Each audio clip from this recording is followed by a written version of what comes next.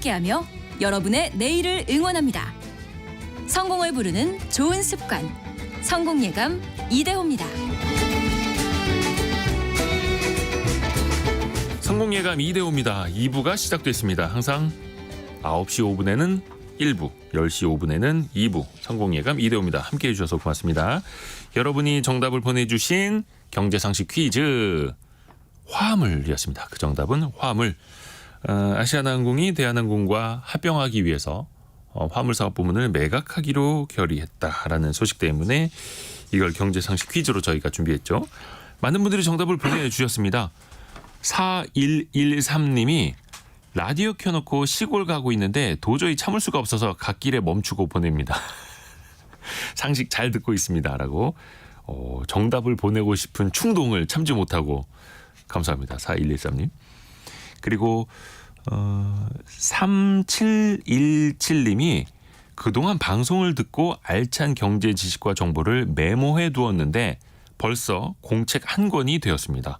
제목을 성공교본이라고 정했습니다. 와, 3717님. 너무 멋지십니다.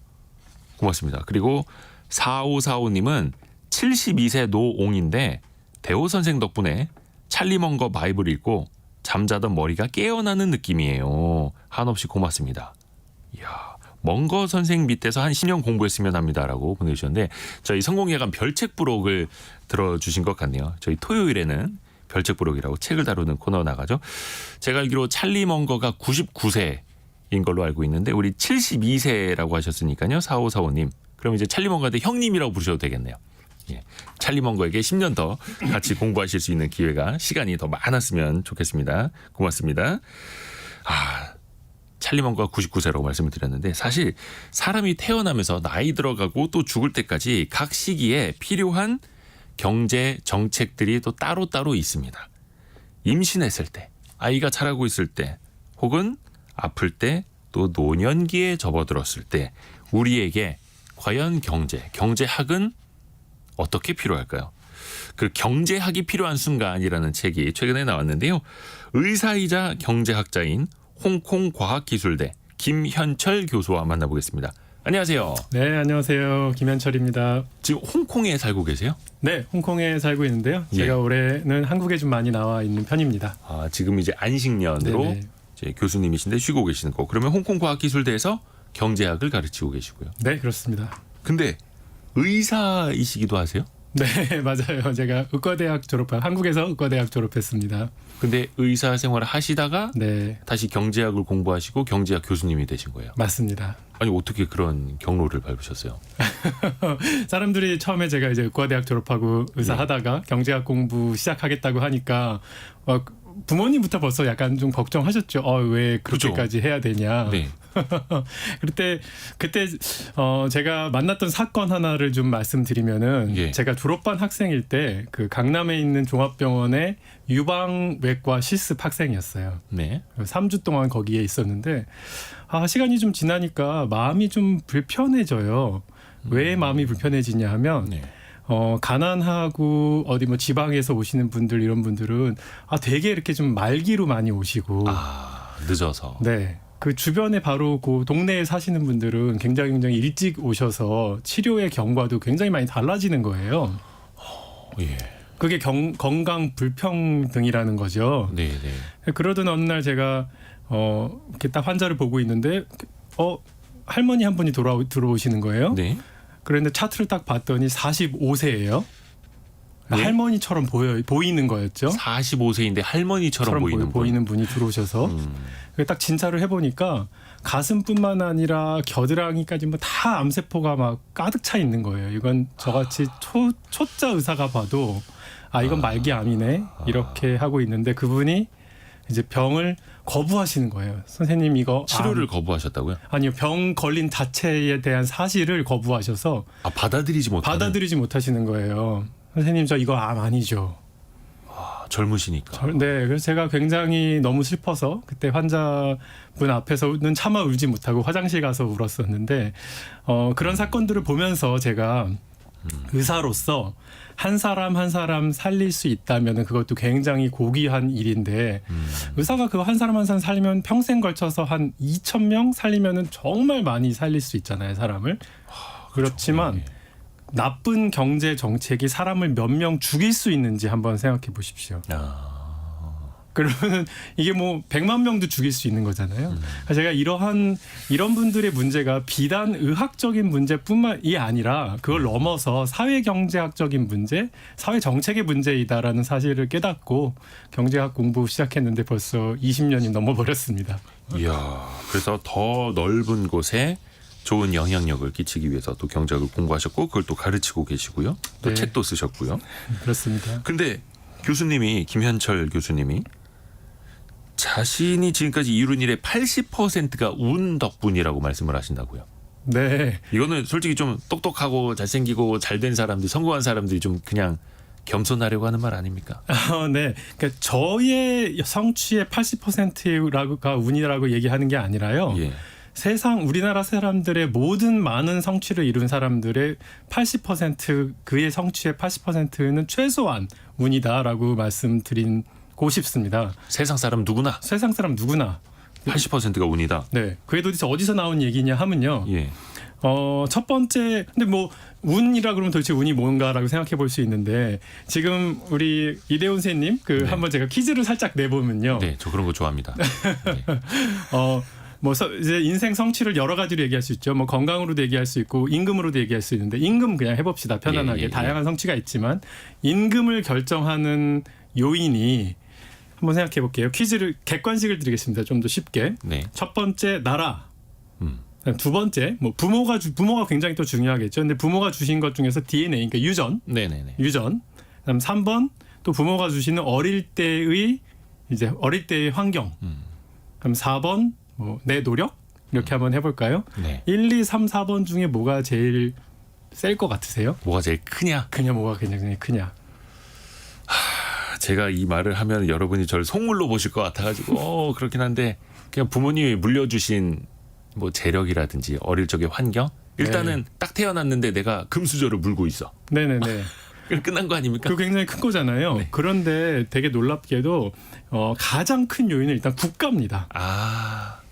그래서 세계은행 굉장히 유명한 브라운코 밀라노프치가 무슨 연구를 했냐면요. 전 세계 사람들의 임금을 쫙 다 모으고 그 사람들이 어디서 태어났는지 교육은 얼마나 받았는지 뭐 그런 이제 그 다양한 변수들을 모은 다음에 밝혀낸 바가 뭐냐 하면 그 사람이 태어난 나라의 1인당 평균 GDP와 그 지니 코에피션트 불평등 지수 딱 그 두 개로 모든 세상 사람들의 임금을 50% 정도 설명합니다. 일단 정말 후진국, 네, 물조차 없는 나라, 분쟁 지역 이런 데서 태어나면 또 그런 거죠. 네. 거니까. 그러니까 우리나라 사람들 이제 되게 어렵지만 뭐 예를 들어서 이스라엘, 팔레스타인 태어나고 뭐 아프가니스탄 태어나고 이러면은 뭐 이제 인생은 뭐 너무너무 힘든 것이죠. 나라가 일단은 50%. 하지만 또 우리는 우리가 비교하는 사람들은 우리 주변에 있는 사람들, 같은 나라에서 태어난 사람들을 좀 비교를 많이 하는데 네. 그 안에서는 그러니까 50% 빼고 나머지 50% 중에서 30% 정도가 이제 부모님한테 우연히 물려받은 DNA입니다. 유전적인 능력. 어떤 사람들 머리 좋게 태어나고 어떤 그렇죠. 사람들 저렇게 좀 어렵게 태어나고 한 번만 읽어도 다 외우고 뭐 그런 어떤 애들이 사람은 있었잖아요. 100번을 읽어도 머리 안 들어오고. 네. 근데 그런 게 30%고요. 그 다음에 어머니 아버님이 물려주신 어릴 때 양육 환경. 뭐 이거 아무리 적게 잡아도 10%거든요. 그럼 거기서 몇 퍼센트 나왔습니까? 그렇죠. 벌써 90% 이상 나온 거잖아요. 네. 그래서 내가 세상 사람들이 이룬 성취의 정말 대부분이 8할 이상이 내가 선택하지 않은 나라, 그다음에 DNA, 어릴 때 환경 이런 것들로 대부분 다 설명이 되기 때문에 어떤 사람들 특정한 사람들이 뭐 많이 내가 성취를 이루었다 이러면은 일단 한 80%는 그런 그 out of his control인 부분 그가 만들어낸 게 아닌 그런 부분인 거고요. 거길 넘어서 이제 세상 살면서 되게 많은 운을 접하잖아요. 네. 네, 뭐 이렇게 우연히 내가 기자가 될 수 있었고 우연히 또 내가 아슬아슬하게 좋은 대학에도 이렇게 운 좋게 합격도 할 수 있었고 뭐 은인을 만나기도 하고 그런 다양한 것들의 우연적인 사건들의 합체가 나인데 성공한 사람들은 운이 나쁜 사람들이랑 거의 존재하지 않습니다. 운 나쁘고 성공을 할 수가 없거든요. 그렇죠. 그래서 다들 운이 좋았다라고 공통적으로 말을 하고 있죠. 네, 네. 그래서 내가 뭐 이루었는데 나는 내 실력이야 이렇게 하면은 이건 사실 거짓말일 확률이 매우 높습니다. 아하. 그래서 어떻게 보면 네. 참 대한민국에 태어난 것도 되게 감사한 일이에요. 그럼요. 국제 뉴스들 보다 보면 네. 와, 우리는 정말 안전한 나라, 정말 행복한 나라, 네. 여러 조건도 좋은, 뭐 계절도 그렇죠, 날씨도 좋고 감사하면서 살아야 됩니다. 자, 근데 또 반대로 생각해 보면 네네. 운이 한 80% 작용한다. 내가 선택할 수 없는 것들에 네. 대해서 말씀을 해주셨는데, 그러면 내가 할 수 있는 것들 네. 20%지 않습니까? 이걸로 성공을 좌우할 수 있다라고 생각을 한다면 네네. 이건 어떻게 우리가 좀 받아들여야 될까? 어떻게 생각을 해야 될까요? 아, 거기서 한 발 사실 더 나가면요. 예. 내 노력을 할 수 있는 힘조차 사실 많은 부분이 내 DNA와 부모님이 어릴 때 환경에서 나왔거든요. 그러니까 반대로 따져보면 내가 아무리 열심히 노력을 해도 네. 저 금수저는 못 이겨. 이렇게 받아들일 수도 있잖아요. 근데 내가 노력할 수 있는 힘 이런 것들조차도 예. 사실 뭐 금수저라고 표현하면 그렇지만 그건 그런 부분들도 많이 내가 내 선택이 아니었던 거거든요. 그래서 다양하게 그래서 노력을 하지 말자가 아니라요. 네. 노력은 필요 조건이죠. 성공에. 아, 충분 조건이 아니라 필요 조건. 이거 없이는 사실 성공하기 어려운데 네. 그 노력을 할 수 있었던 힘조차, 그러니까 내 80%의 내 성공, 80%의 내 완전히 운, 그리고 내가 내가 노력을 할 수 있었던 그 힘조차 사실은 내게 아닐 확률이 되게 높기 때문에 사실 저는 말하고 싶은 것은 더 성공한 사람일수록 겸허해져야 된다. 그게 사실은 너 것이 아니다. 이런 말을 하고 싶은 거고요. 프레지던트 오바마 대통령이 되게 좋은 말씀을 하셨습니다. 그리고 이런 것들을 어느 정도 그분도 오래 살았으니까 직감적으로 알았겠죠. 내가 대통령이 된 게 이게 나도 엄청나게 운이 좋았던 사람이라는 사실을 알았을 거고, 그래서 이렇게 얘기합니다. 내가 성공했다고 생각되면 이게 내게 아니라 누군가 나를 도와주었고 내가 이러한 좋은 공동체에서 자라났기 때문이라는 사실을 알아야 된다. 뭐 그런 말씀하신 적이 있는데 저는 뭐 굉장히 공감하는 바입니다. 오바마 대통령도 그 이민자의 후손이기도 하고요. 뭐 그렇게 된 걸로 알고 있는데, 그래서 본인의 환경을 넘어서려는 그 노력, 네. 그거는 정말 필수다. 필요 조건이죠. 필요 조건이지만 우리가 그냥 뭐 네. 꼰대들이 그냥 노력하라고 하는 것이 네. 그냥 하는 말은 아니고 정말 필수다, 필요 조건이다. 자, 그러면 하나하나 한번 들어가 볼까요? 경제학이 필요한 순간, 네. 그 순간순간 따져볼게요. 이 사실 어디서부터 출발할까요? 한 생애 주기에 맞춰서 한번 시작을 해볼까요? 좋습니다. 네, 네. 그러면 유년기부터 시작해야 됩니까? 원래 어디서부터 이제 영국에서 이런 말이 있었잖아요. 요람부터 무덤까지. 예, 요람부터 네. 무덤까지. 그런데 최근 경제학의 연구들은요. 예. 요람에서 무덤까지가 아니라요. 임신부터 혹은 이미 그 전부터 무덤까지라고 얘기하고 있습니다. 뱃속부터 무덤까지입니다. 무덤까지. 네. 왜 그런 얘기가 나오냐 하면 네. 경제학자들이 쭉 연구를 했는데 예. 언제가 내 인생 성취를 이루는 가장 중요한 시기인가? 근데 우리나라 이제 일반적인 부모님들이 주로 뭘 얘기하냐면 중고등학교 때 완전 사교육 열심히 투자해서 걔 좋은 대학 보내갖고 그렇게 성취를 만들자라고 얘기를 이제 그렇게 보통 생각을 하는데요. 네.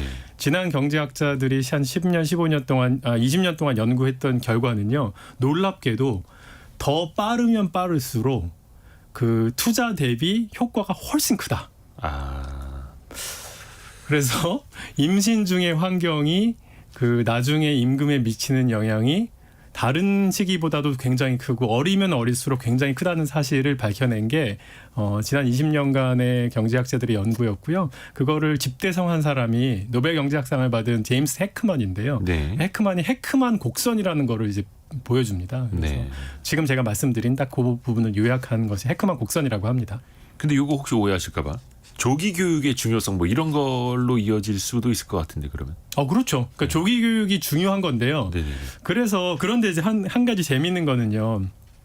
유치원 뭐 1살, 2살 이런 3살 이런 어린이의 조기 교육이 중요한데 네. 조기 교육이 뭐냐 하면 그 1살, 2살, 3살한테 ABC 가르치고 1 더하기 2 가르치는 게 중요하냐? 이게 전혀 아니에요. 네. 그러니까 영어 가르치고 영어 가르치고 이게 아니에요. 이게 아니라 예. 내 인생에 그 성취에 굉장히 중요한 영향을 주는 게 두 가지 요소로 나눠볼 수 있는데요. 첫 번째는 나의 지적 능력, 그러니까 그거를 cognitive ability라고 하거든요. 네. 이제 그거가 있고요. 또 그것만큼 중요한 게 그 사회성, 자신감, 근면함, 그 공부 잘하는 ABC 잘하고 1 더하기 2 잘하는 그 나머지 부분들이죠. 태도, 뭐 이런 것들이요. 요런 부분이 이제 공부 잘하는 것만큼 중요하거든요. 아, 그렇죠. 그 사회생활 해보면 우리 다 알잖아요. 그럼요. 막 이러면 사회 성공하기 힘들잖아요. 그런 사람들. 네. 그런데 그런 게 언제 길러지냐? 5세 미만에서 집중적으로 길러진다는 거예요. 아, 어떤 그 사회성에 대한 그런 태도의 기반이요. 네네. 뭐 그다음에 나 스스로를 나 사랑하는 것, 나의 그 소위 non-cognitive ability라고 하는데요. 그러니까 그런 공부 말고 그 나머지 그 모든 그 나의 자신감이라든지 사회성이라든지 이런 것. 지적 능력을 뺀 모든 것이 네. 5세 미만 때 좌우가 된다. 그래서 5세 미만의 양질의 영유아 교육이 이렇게 크게 영향을 미치는 이유는 이제 5세 미만의 교육이 중요한 거고요. 임신 기간에는 조금 다르죠. 엄마의 건강이 굉장히 중요합니다. 어우, 당연하죠. 네. 네, 당연하잖아요. 네네네. 근데 그것도 증명해내는 건 또 쉽지 않습니다. 아, 의학적으로요? 의학적 경제학적으로. 그래서 그거를 봤더니 그 두 개, 엄마의 임신기의 엄마의 건강과 그 다음에 이제 태어나서부터 5세 미만의 그 조기 교육인데 공부 잘하는 조기 교육이 아니라 태도와 그 자신감을 길러주는 그런 조기 교육이 굉장히 중요하더라. 이게 경제학 20년의 최근의 연구고요. 이게 사실 우리가 경제학이라고 표현을 하면 좀 어렵게 느껴질 수 있는데 네. 정말 아이를 품고 있고 네네. 그다음에 낳아서 아주 어릴 때 길러내는 그런 사회 환경, 가정 환경이라고 얘기해도 되겠네요. 네, 맞습니다. 네, 조금 구체적인 내용은 제가 오늘 라디오에서 다 설명드리기가 좀 어려운데 네. 네, 혹시 뭐 궁금하시면은 제 그 뭐 책에는 좀 자세히 좀 설명을 드렸는데 요약을 하면은 네. 뭐 이런 부분이 되겠습니다. 근데 또 맞벌이 하시는 분들은 거의 만삭 때까지 이제 출근하시고, 네, 그렇죠. 아주 늦게 출산휴가 들어가고 그렇죠. 거의 임박해서 네네.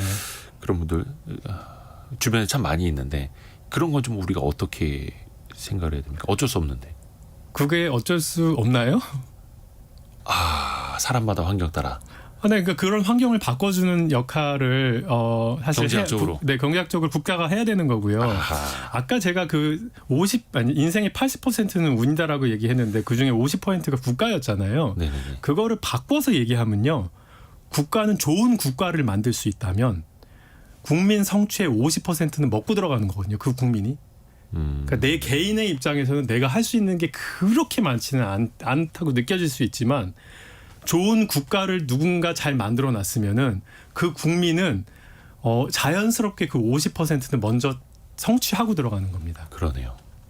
네, 그래서 국가가 역할을 해야 되는데 그 아까 말씀하신 그 임신했을 때의 환경도 국가가 잘 만들어 주면은 이 국민은 그 혜택을 누릴 수가 있는 거죠. 그러니까 지금 엄마가 지금도 예를 들어 임신한 엄마가 하루에 10시간 일한다? 이거는 사실은 제도적으로 그렇게 되지 않을 수 있도록 만들어줘야 되는 거고요. 육아휴직이라든지 임신 기간에 뭐 일을 하는 것들을 줄여준다든지 그런 다양한 노력들을 그렇죠. 국가가 해야 될 것 같습니다.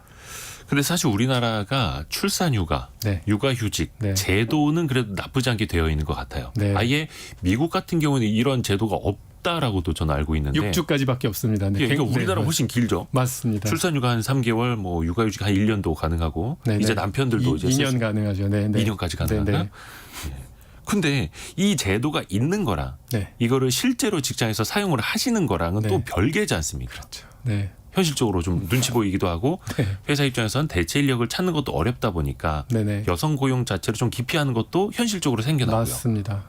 이거는 우리가 좀 어떻게 해야 될까요? 네, 굉장히 뭐 풀기 어려운 문제이지만요. 네. 결국은 사회가 그런 이미 많이 굉장히 저는 발전했다고 생각하고요. 제가 20년 전에 네. 그 보건복지부에서 근무하던 시절이 있었어요. 네. 그 당시 처음으로 이제 아빠 육아를 할 수 있도록 이제 저걸 했는데 아빠들의 육아휴직. 네, 아빠들의 육아휴직이요. 네. 그런데 그 주무 부처가 보건복지부잖아요. 그런데 처음 그 주무부처의 사무관이 아빠 육아휴직을 썼는데 엄청나게 눈치를 봤습니다. 그 정책을 만든 사무관이 그 처음으로 부서가 부서에서 쓰는데 네. 그쵸. 이게 그래서 이게 정책을 만들어 놓는 것과 네. 당장 내 옆에 일할 사람이 지금 사라지는 거는 다른 얘기죠. 다른 얘기죠. 하지만 지난 20년 동안에 얼마나 많이 사회가 바뀌었습니까?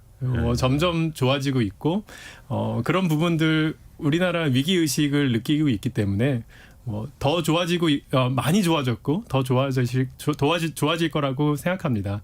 국가는 이제 그렇게 기업이 그런 식으로 잘 육아휴직을 적극적으로 활용할 수 있도록 인센티브를 주는 방식은 또 같이 고려해야죠. 그런 것들이 국가가 해야 되는 역할이라고 생각합니다. 인센티브를 주는 방식. 기업에게. 네네. 저는 약간 그런 생각도 좀 하거든요. 그러니까 제도 자체는 촘촘하다고 할 수는 없겠습니다만 꽤 되어 있고 네. 이게 현실적으로 적용이 불가능해서 네. 거기에 드는 그 모든 기회 비용들을 돈으로 추산을 해서 네. 차라리 그 근로자나 가정에 현금으로 지급을 하자. 그러면 그 사람이 네네. 가사 도우미를 쓰든 네. 일을 그만두고 그동안의 어떤 생활비로 충당을 하든 아니면 어떤 사교육 어린이집을 찾든 네. 할 수 있는 시스템이 차라리 더 낫지 않겠는가라는 생각도 해보거든요. 이런 건 현실적으로 좀 어떨까요? 그 굉장히 이제 약간 급진적인 경제학자들도 사실은 그렇게 잘 주장을 하지는 않는 게요. 네. 왜 그러냐면 개인이 완벽하게 이성적이고 완벽하게 자기를 플랜할 수 있으면은 그게 가능한 얘기인데요. 이제 어려운 사람이면 어려운 사람일수록 나한테 주어진 돈을 제대로 활용하지 못할 가능성이 높습니다. 그러니까 국가는 현금 급여, 현금적인 서비스와 현물적인 서비스를 사실 특히 그 돈을 잘 활용하지 못하는 사람들한테 이렇게 잘 만들어줄 필요가 있거든요. 근데 이제 시장 실패와 말하자면 이제 그 개개인의 완벽하지 못한 판단 때문에 생기는 시장 실패와 또 국가가 지나치게 막 저거 한다고 하면은 이니피션티가 아까 말씀하신 대로 이제 효율적이지 못한 부분이 생기니까 비효율적인 부분들에 존재하기 때문에 그 중간 어딘가를 잘하는 것이 중요하다고 생각합니다. 그래서 제도라는 것이 필요한 거고요. 네. 그래서 국가가 존재를 하는 거고요. 그 최근에 나온 그 정책 중에 하나가 많은 분들이 좀 가사 도우미가 필요하기는 한데 특히 네. 이제 맞벌이 하시는 분들 또 육아를 병행하시는 분들 네. 힘들지 않습니까? 네네. 근데 가사 도우미가 만만치 않아요. 웬만한 여성 인력 직장 생활하는 비용 고스란히 다 나갈 수도 있는 거고. 맞습니다. 그래서 외국인 가사 근로자를 좀 도입을 하자라는 네네. 정책들 이게 또 시범 시행이 된다고 합니다. 네네. 이 제도 자체는 혹시 어떻게 보세요, 교수님? 저는 지금 홍콩에 살고 있고요. 지금 저희가 홍콩 과학기술대 김현철 교수와 함께하고 있습니다. 네네. 그래서 가사 도우미 제도를 굉장히 잘 알고 있고 저도 활용을 하고 있죠. 네. 저희도 맞벌이고요. 저희 아내와 제가 모두 다 이제 학계에 있기 때문에 네. 학계는 딱히 정해진 그 근무 시간도 없는데 보통 다 10시간, 11시간씩은 기본적으로 연구하는데 소비를 하거든요. 네.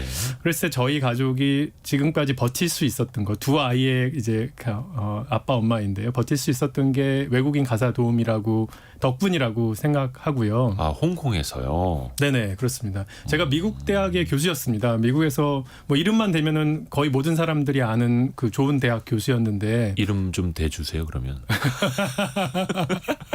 저 코넬 대학교 교수였습니다. 뭐 아이빌리그 대학 교수였고. 예, 그렇죠. 네, 근데 제가 과감하게 우리 짐 싸서 홍콩으로 이주하자라고 했던 이유가요. 아니, 특이하시네요. 의사 하시다가 경제학 공부하신 것도 그렇고 그 코넬대 경영 경제학 쪽을 엄청나게 알아주는 학교인데 네네. 거기 계시다가 홍콩으로 가겠다라는 것도 특이하신데요. 네, 뭐 저희 대학도 그 코넬 대학만큼 좋은 학교인데요. 그래도 저희가 홍콩으로 가겠다고 한 이유는요. 예.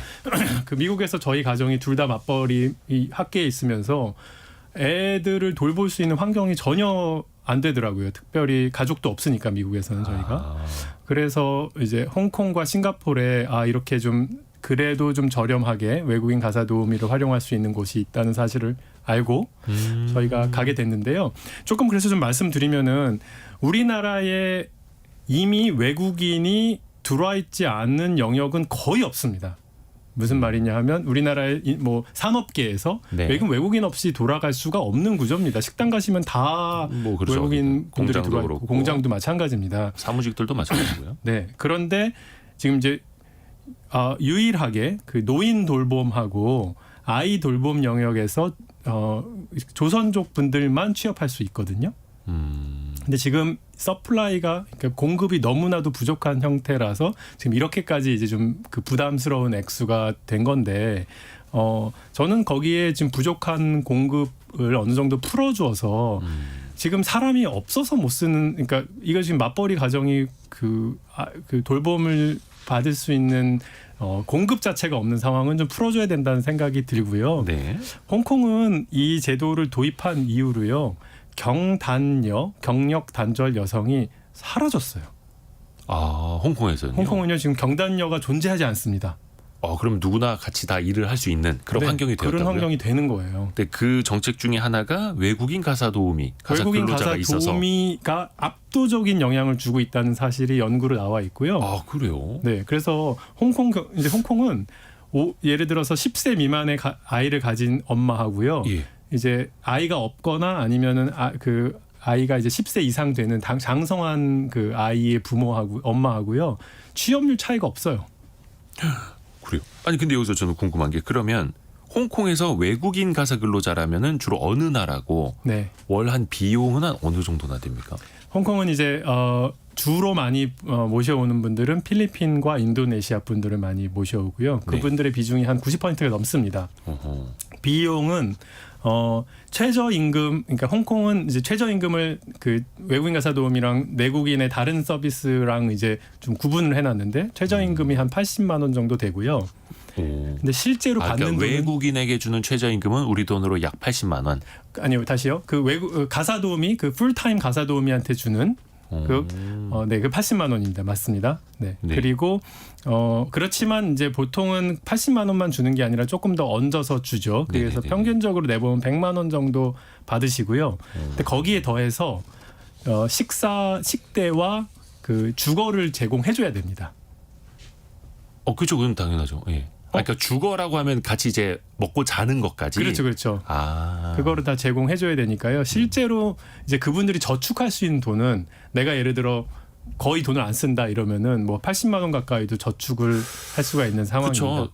타국에서 네. 가사 도우미 하러 이제 들어왔는데 네네. 거기서 뭐 월세집 구하고 이러면 별로 남는 것도 없고 특히 홍콩은 그렇죠. 그래서 네네. 같이 이제 주거를 함께 하면서 아이를 돌보고. 근데 우리 입장에서 생각해 보면 야, 한 달에 80만 원, 100만 원으로 가사 근로자를 쓸 수 있으면 네네. 출산율에 도움은 줘도 될 것 같은데 이거는. 근데 우리는 또 이거를 아직 논의 중인 걸로 알고 있는데 네. 최저임금을 외국인에게 같이 적용을 해야 되느냐 네네. 달리 해야 되느냐 이것도 논쟁이 좀 있더라고요. 그렇죠. 근데 이제 최저임금을 꼭 적용해야 된다는 주장도 저는 굉장히 이제 공감이 되고요. 네네. 하지만 이제 예를 들어 최저임금을 적용하면은 이제 가격 사용료가 한 10만 원에서 250만 원 가까이 들 텐데 그럼 어떤 문제가 생기냐 하면 250만 원을 내고서 그 고용을 할 수 있는 사람들은 누구냐 하면 최소한 한 그래도 4,500은 벌어야지 250만 원을 그렇죠. 내고 하잖아요. 네. 500은 벌어야지. 왜냐하면 500만 원 벌어야 400만 원이 실수령액이 예. 400만 원도 안 되겠죠. 하여튼 그럴 테니까 그러면은 어떻게 되냐면 이제 사자 붙은 자 분들만 주로 굉장히 그렇죠. 고소득층을 위한 고소득자들만. 네 그렇게 되기 때문에 저는 이제 이거를 250만 원으로 만들어 놓으면은 또 이제 좀 이제 말하자면은 조금 가난한 어려운 분들을 좀 역차별하게 될 여지가 좀 있다고 생각해서 그러네요. 하지만 또 외국인은 그렇게 하는 건 좀 어려운 부분이 있어서요. 그건 지혜를 좀 모아야 되는데 여러 가지 방법이 있을 수가 있을 것 같습니다. 뭐 예를 들어 이미 지금 우리나라에서는 그 소득에 따라서 그 아이 돌보미 비용을 지원하기도 하거든요. 네. 그래서 많으면 85%까지도 지원합니다. 네. 그러니까 소득이 좀 낮은 분들은 좀 소득을 지원하는 방식도 할 수가 있을 것 같고요. 외국인 가사노비의 그 최저임금을 지역별 직역별로 좀 다르게 좀 해서 이미 그 반드시 그분들에게 지금 현행 제도를 피해 가면서도 뭐 한 150만 원 정도 드릴 수 있는 방법도 사실 조정은 의원도 나와서 말씀 많이 하시고 그러거든요. 그런 좀 지혜를 모아서 해야 되지 않겠나 생각을 합니다. 사실 이게 어떻게 보면 이 정책의 목표는 저출생 문제를 풀어보자. 출산율을 높이는 효과를 내보자라는 네. 거니까 일단은 거기에다 목표점을 좀 두고 정책을 좀 결정할 필요도 있어 보이네요. 이거는 뭐 계속해서 좀 토론을 좀 많이 할 필요는 더 있어 보입니다. 네, 맞습니다. 그리고 교수님이 의사 출신이셔서 그런지 모르겠는데 책을 보면은 지금 나라에서 네. 암 검진 같은 거, 건강 검진, 네네. 특정 나이 이상이 되면 이제 뭐 2년에 한 번씩 이렇게 의무화하는 것도 있지 않습니까? 네, 네. 이거에도 허점이 있다라고 지적을 하셨더라고요. 어떤 이유에서입니까? 네. 그러니까 이게 제가 박사 논문이 사실 우리나라의 건강 암 검진 제도였습니다. 예. 저를 코넬 대학교 교수로 만들어준 논문이었죠. 어허. 그런데 예. 제가 처음에 나와서 말씀드릴 때 굉장히 나를 경제학 공부로 이끈 그런 중요한 사건 중에 아까 암 환자분 말씀하셨잖아요. 말씀드렸었잖아요. 네네네. 근데 그때 이후로 우리나라가 국가 조기 암 검진을 도입했어요. 그래서 40세 넘으면요, 매 2년마다 한 번씩 국가가 굉장히 저렴한 비용 혹은 공짜로 암 검진을 주는데요. 저는 처음에 연구 시작할 때 이게 엄청나게 많은 사람들을 살렸을 거라고 생각했거든요. 네. 근데 제가 연구를 해보니까 그렇지 않은 거예요. 아, 그래요? 굉장히 의아하죠. 이게 의외인데요? 네, 그래갖고 도대체 이게 왜 이런가를 연구하는데 한 2년을 썼어요. 근데 그게 왜 그랬냐 하면요, 이게 우리나라 사람들이 암을 발견하는 채널이 국가 암 검진만 있는 게 아니잖아요. 네. 그러니까 예를 들어서 내 민간 암 검진도 존재하고요. 네. 내가 속이 쓰리면은 이제 의사 선생님 만나서 그 의사 선생님이 속 쓰리고 좀 안 좋으세요? 내시경 한번 받아보실래요? 이렇게도 발견을 하는 네. 3가지 채널이 존재합니다. 예. 근데 만약에 이 2가지 채널이 굉장히 잘 작동하고 있다면 굳이 국가가 나서지 않아도 발견을 할 수가 있을 수도 있겠죠. 네. 그래갖고 제가 연구를 해봤더니요, 정말 국가 암 검진을 딱 줬더니 암을 순간적으로 더 많이 발견을 하거든요. 네. 근데 암 검진, 요 국가 암 검진 받지 못한 사람들도 궁극적으로 언젠간 발견할 거 아니에요, 죽기 전에. 그렇죠. 근데 이게 만약에 5년씩 차이가 나면은 이게 굉장히 효과가 있는 거고, 굉장히 짧다. 뭐 바로 몇 달 뒤에 암 검진을 이 사람들 암을 발견할 수 있다. 이러면은 이제 효과가 떨어질 거 아니에요. 네. 그런데 실제로 6개월 안에 우리나라 사람들은 이거 없었어도 그 다른 채널들로 6개월 안에 다 발견을 하더라가 이게 제 첫 번째 이유고요. 그다음 두 번째 이유가 네. 암 검진을 나라가 막 이렇게 받으라라고 했을 때 암을 검진을 받으러 오시는 분이요, 정작 암에 걸리지 않는 분들이 옵니다. 정말로 술 먹고 담배 피고 진짜 생활이 나빠서 암 걸릴 분들은 이거 오라 그래도 안 오는 그런 문제들 때문에 국가가 이렇게 나섰지만, 돈을 그리고 조 단위를 썼지만 실제로 국민이 암으로 죽는데 줄이는 데는 영향이 제한적이었다. 이 정도 말씀드릴 수가 있습니다. 그래서 놀랍죠. 굉장히 아닐 것 같은데, 성공할 것 같은데도 불구하고 그러지 못할 수 있다라는 사실을 보인 적이 있었습니다. 물론 이걸로 이제 도움받으시는 분들도 계시긴 하겠습니다만, 이런 제도가 있다라고 해서 다 기대만큼의 실효성이 나는 건 또 아니다라는 것도 알 수 있는 거고요. 네네. 사회복지 정책도 몇 가지 한번 좀 이야기를 해볼까요? 암 검진도 그 중에 하나기는 했습니다만, 네네. 그 기초생활보장제도라고 있지 않습니까? 정말로 네네. 저소득층을 이제 지원하는 제도. 네네. 이것도 좀 다시 살펴볼 필요가 있다고요. 네. 기초생활 보장제도, 우리나라의 대표적인 사회복지 제도죠. 네. 근데 이런 언론 기사 굉장히 많이 보셨을 텐데, 사각지대에서 안타깝게 생활 마감한 분들, 창신동 모자 사건, 신촌 세모녀 사건, 네. 이런 사건들 진짜 계속 되고 있거든요. 반복되죠. 반복됩니다. 이거가 없어질까요? 지금 현행 제도 굉장히 훌륭하고, 특히 이번 정부에서 또 그 액수도 굉장히 많이 늘려서요, 우리나라가 기초생활 사회보장이 약한 나라라고 볼 수 없을 만큼 굉장히 많이 또 좋아졌습니다. 네. 지난 정부부터 쭉 많이 계속 점점 좋아지고 있는데, 네. 그럼에도 불구하고 이런 사건들이 계속 나오는 거는요, 몇 가지 이유가 있는데요. 네. 이게 어려운 사람들이 직접 신청을 해야지만 되는 게 하나 있고요. 자기가 가서 신청해야 되는 게 하나 있고 또 그렇죠. 하나가 선별주의가 있습니다. 그래서 뭐 예를 들어서 중고차 한 대 있거나 아니면 쓰러져가는 집 한 채 있으면은 만약에 그렇다면은 이 제도의 도움을 받을 수가 없어요. 그러니까 창신동 모녀 사건은요, 한옥인 100년 된 한옥인데 이게 네. 종로구에 있다 보니까 가치가 1억 8천 뭐 이렇게 됐어요. 네. 근데 이분 뭐 팔기도 힘들고 뭐 그냥 정말 쓰러져가는 판자집 같은 데 네. 사시는 건데 그럼에도 불구하고 그분들이 소유한 가치가 이제 그 땅하고 집이 있으니 있으니 그대들은 이제 해당이 안 된다 이렇게 된 상황이어서 생활고로 돌아가셨죠. 이런 거를 막고자 얘기가 나온 게 이제 안심소득과 기본소득입니다.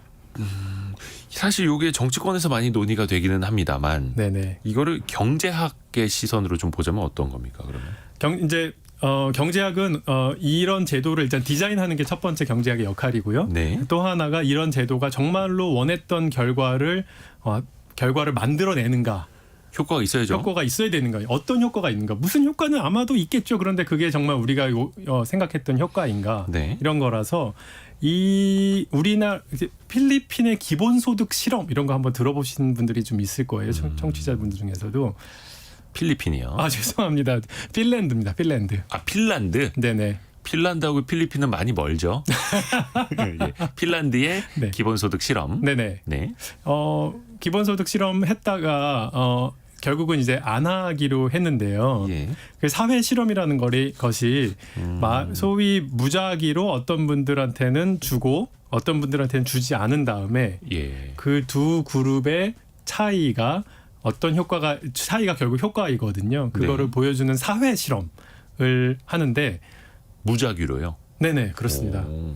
그러니까 핀란드에서 그렇게 했던 거예요? 네네 그렇습니다. 네. 그러니까 누군가는 받고 누군가는 받지 못하는데 이걸 무작위로 한다면은 제비 뽑아서 한다면은 그거를 이제 사회 실험이라고 합니다. 네. 그렇게 실험을 했는데 어떤 실험을- 결과였습니까? 실험했는데 사람들이 첫 번째 굉장히 주관적 행복감은 많이 올라갔습니다. 공동체 의식도 올라가고 받는 사람들만. 받는 사람들이 네. 받지 않은 사람들에 비해서 네. 그렇겠죠. 돈을 받으면 그렇죠. 기쁘죠. 예, 없던 돈 생겼는데. 네. 그런데 이제 노동 공급이 많이 감소했어요.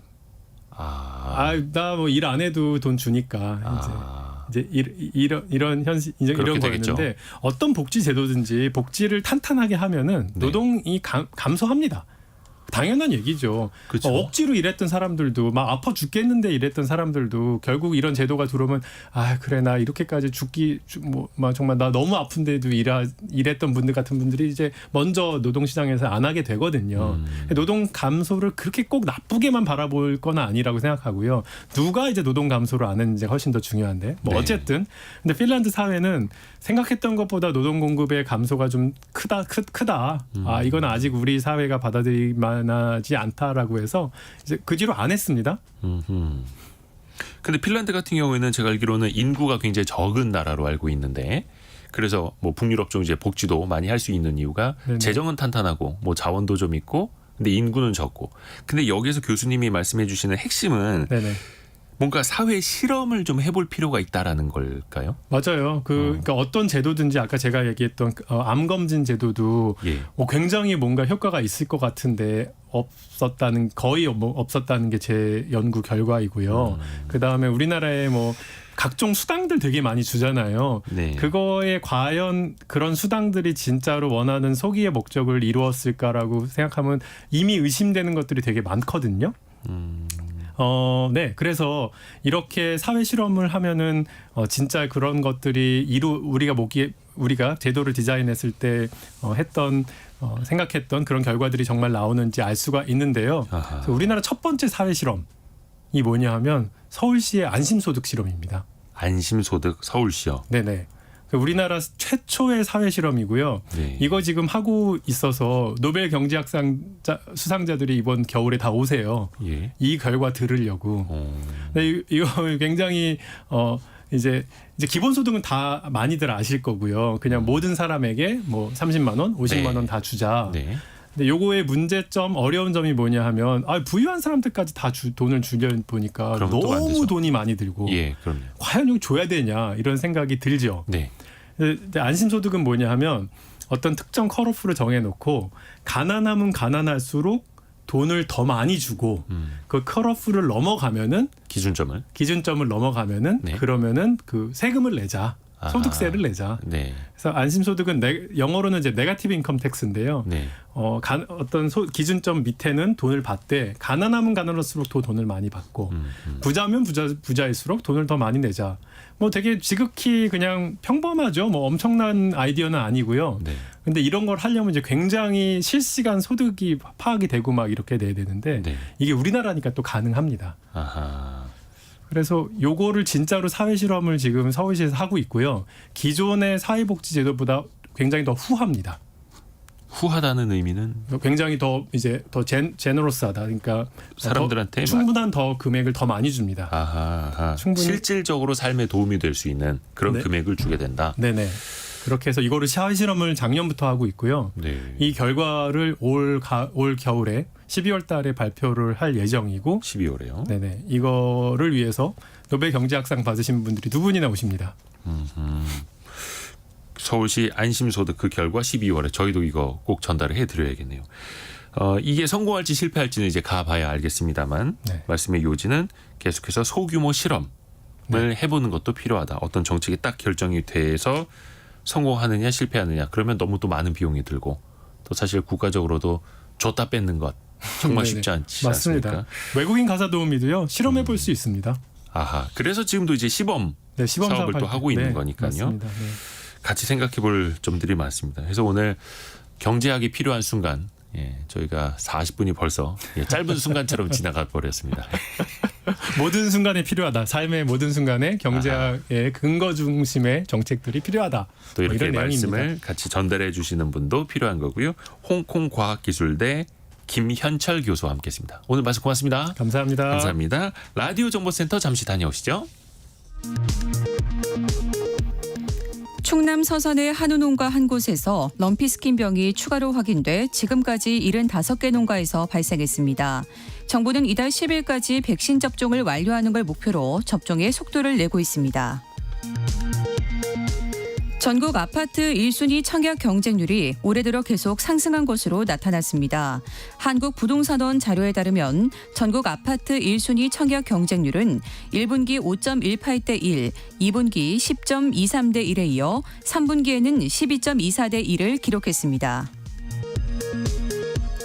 앞으로는 국내 휴대전화 번호와 신용카드가 없는 재외동포도 온라인 서비스를 이용할 때 본인 확인 인증서를 받을 수 있다고 한국인터넷진흥원이 밝혔습니다. 이스라엘군이 팔레스타인 가자지구의 핵심 지역인 가자시티 포위를 완료하고 군사작전을 수행 중이라고 밝혔습니다. 하마스의 근거지인 가자시티를 단절 고립시키고 시가전을 본격화하려는 의도라는 분석입니다. 지금까지 라디오 정보센터 뉴스 정한나였습니다. 여러분의 질문이 소중한 콘텐츠가 되는 시간입니다. 성공예감 애프터 서비스 코너입니다. 곽지현 리포터, 안녕하세요. 네, 안녕하세요. 자, 질문 들어보죠. 네, 청취자 김동희님, 병원에서 혈압약 처방 그리고 독감 예방 주사를 맞으면은 영수증을 따로 이렇게 2장 주던데요. 왜 그런가요?라고 문자 보내셨습니다. 그래서 제가 이 국민건강보험에 물어보니 이 독감 예방 주사는요 건강보험 적용 대상이 아니에요. 그 예방접종 예산은 뭐 우리가 낸 보험료, 그러니까 이 건강보험에서 나오는 거구나라고 우리가 잘못 알고 있는데요. 이 감염병 예방 및 관리에 관한 법률을 보면 이 국가와 지방자치단체가 비용을 부담하는 걸로 나와 있습니다. 그리고 이 국민건강보험 법령에는 그 예방접종을 지원 제외 대상인 그러니까 이 비급여 항목으로 정하고 있어요. 그래서 아마 이 김동윤님 아마 병원에서도 그래서 이 따로 영수증을 처리하고 있는 것 같네요. 그래서 병원 간 김에 다른 치료도 받고 독감 예방 주사도 같이 맞으려고 했는데 영수증을 따로 끊어주더라. 네. 아하, 그래서 예방접종은 비급여 항목이기 때문이다. 저도 처음 알았네요. 다음 질문은요? 네, 0795님, 이 D램 반도체 어디에 또 어떻게 쓰이고 있는지 자세히 알려주세요. 우리나라 수출 제1의 품목이죠. 그런데 이 D램 반도체는 쉽게 말하면은 그러니까 컴퓨터나 스마트폰에 다 들어가는데요. 네. CPU 혹은 AP라고 해서 프로세서는 연산을 처리하는 거잖아요. 막 계산을 하는 그렇게 머리를 쓰는 부분인데 네. 그 옆에서 계산에 필요한 재료들을 들고 있는 친구라고 보시면 됩니다. 그러니까 요리를 할 때 CPU나 AP 같은 게 도마 위에다가 올려놓고 막 이렇게 칼질을 다다다다 하면서 요리를 하는데 네. 그 옆에 쟁반에다가 재료를 올려놓고 기다리는 거죠. 네. 그래서 빨리빨리 요리를 할 수 있도록 옆에서 들고 있는 겁니다. 그리고 요리가 끝나면 그 쟁반은 비워지겠죠. 네. 치워지겠죠. 근데 그렇게 요리가 된 음식은 냄비에 담겨서 냉장고에 저장이 되듯이 그런 저장을 하는 플래시 메모리가 있는 거고 쟁반 역할을 하면서 잠시 담아놓는 메모리. 그게 대표적으로 D램이라고 보시면 되겠습니다. 그렇습니다. 어떻게 이렇게 비유를 이렇게 잘해주시나요? 아유, 자, 이어서 5557번님은 고속도로에서 사고가 나서 1시간 넘게 갇혀 있었습니다. 이럴 때 고속도로에서 사고가 나거나 공사로 피해 입으면은 피해 배상은 누가 해주나요? 일단 일반적인 사고와 정체로 인한 피해 보상은 받을 수가 없다라고 알고 있고요. 네. 다만 그런 건 있습니다.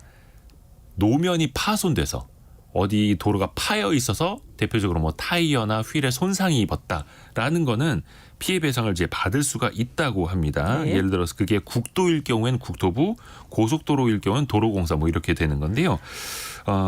이게 사고 조사를 먼저를 하고 손해배상심의위원회를 운영을 해서 이 배상 처리를 하게 되는데요. 네. 당연히 피해 증빙 서류도 필요하고요. 그렇죠. 이런 것들을 직접 또 해볼 수도 있다라는 게 있겠고 지난 2004년 3월에는 굉장히 특수한 경우가 있었습니다. 당시에 충청 지역에 엄청난 폭설이 내렸어서 당시 한 240여 명이 모여서 도로공사를 상대로 1인당 200만 원씩 위자료를 달라 이런 청구 소송을 했었는데 네. 당시 재판부는 한 1인당 35에서 60만 원 정도를 보상하라라는 판결을 내린 적도 있었습니다. 그렇군요. 그리고 이어서 2943번님은 의료사고 피해를 상담해주는 단체가 있다고 라디오에서 들었습니다. 네. 연락처 알고 싶어요라고 저희 쪽에 문자 보내셨는데요. 바로 단체에 있는데 한국의료분쟁 조정중재원입니다. 의료분쟁 조정중재원. 네, 그러니까 의료사고 났을 때요 피해자 구제하고 또 보건의료인의 안정적인 진료 환경 만들기 위해서 설립된 보건복지부 산하 공공기관이에요. 그 의료분쟁 관한 상담, 뭐 전화, 방문, 인터넷으로 하고 있고요. 또 의료분쟁 조정 중재에 필요한 사실조사도 하고 또 조정 결정, 중재 판정을 하고 있습니다. 서울 본원과 부산 지원이 있는데요. 이 전국 어디서나 의료분쟁 상담센터 전화번호 하나 안내해 드릴게요. 1670-2545번입니다. 1670-2545고요. 또 찾아가실 분은 이 서울시에는 중구에 있습니다. 이 서울역 10번 출구로 나오셔서 서울 시티타워 18층에 있고요. 또 아마 이 광주광역시에 계신 분들 아마 현장에 찾아가시면 좋을 것 같아요.